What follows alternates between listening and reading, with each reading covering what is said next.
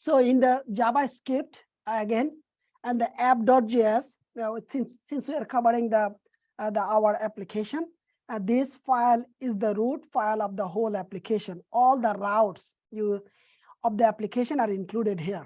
Okay, our socket connection is also handled from here, and real-time chat. There are two things you heard here. So since all the API is included, right? API also in the programming language you call the route. In the API, they involve with one another. Do you call anything else beside this? What do you call the route? Pratik, go ahead. You can share. You speak. Yes, it's route. Okay. So in the route, we are basically doing all of this. So it's kind of your like the mapping. Okay. Yes, so we are just navigating by selecting the full file name. Yep. So for the cloud ops, if you deploy something, and if you know in the Node.js based application, this is the file. If you have any issues, if this is the file is missing somehow, your application will not work.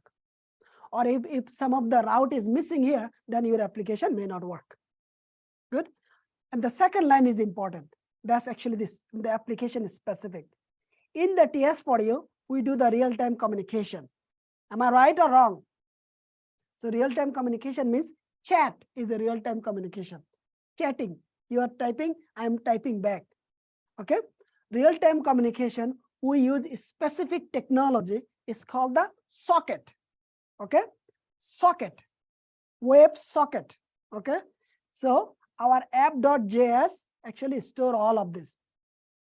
So these all things you can only learn in your environment before your deployment only from developer.